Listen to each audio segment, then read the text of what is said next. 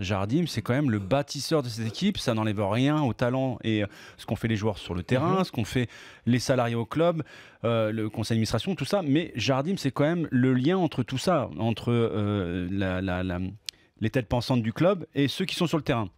Rappelle-toi, en 2014, donc ça fait maintenant 3 ans, il est arrivé, personne ne le connaissait. Il a été lourdement critiqué dans la presse pour son jeu ultra défensif. On lui a reproché son manque de communication, enfin tout un tas de choses. On le pointait du doigt constamment. Donc.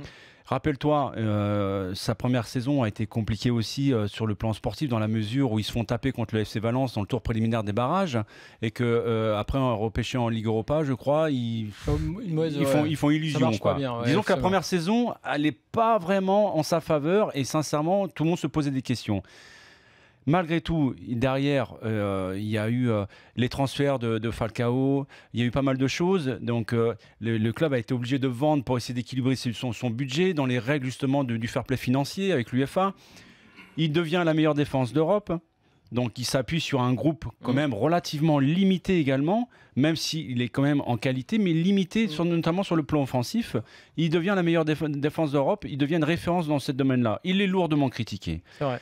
Derrière, le projet sportif de l'AS Monaco change. On est un peu sous la pression des dirigeants. On est moins dans le trading de joueurs. Ça y revient un petit peu progressivement, mais on est moins dedans parce que le club n'a plus besoin de vendre. Donc, il donne la possibilité à Jardim de pouvoir se renforcer avec à la fois des joueurs venant de la formation, mais également des joueurs, des pièces rapportées. Et que certains, justement, c'était certainement des paris.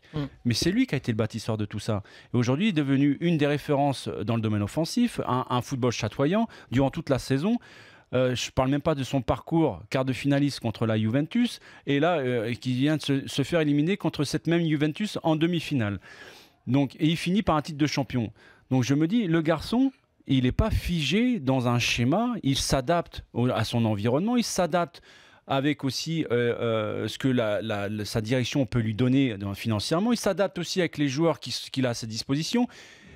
Et être capable de passer de la meilleure défense à la meilleure attaque en l'espace de 2 ans, en faisant glorifier le club au niveau du palmarès, mais aussi de la marque, le travail effectué, qui est reconnu par tout le monde. Tout le monde s'accorde à dire que ça a été exceptionnel la saison. Mais en plus, et c'est là où justement, probablement le domaine le plus recherché des clubs aujourd'hui, c'est l'émancipation des joueurs, c'est-à-dire la valeur intrinsèque des joueurs sur le plan comptable. Et aujourd'hui, c'est une totale réussite, quoi. C'est absolument ahurissant ce qui se passe à l'AS Monaco. Donc, il est gagnant sur tous les niveaux et il est en train de se forger une réputation de plus en plus solide. Donc, pour moi, c'était la priorité. On entendait beaucoup de spéculations, on l'entend toujours aujourd'hui autour de Mbappé, d'Elemar et compagnie.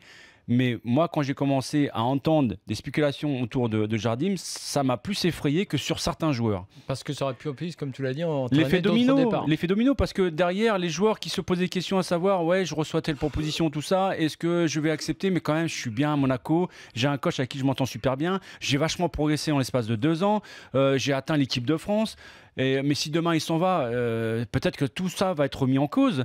Donc quelque part, les joueurs, dans le doute quand tu es joueur, toi qui étais joueur, même pour les ça compte. Mais même pour les joueurs de l'extérieur qui seraient susceptibles d'être intéressés pour venir à Monaco, ils ont peut-être envie de travailler uniquement et seulement avec Jardim et son staff et pas avec un autre entraîneur.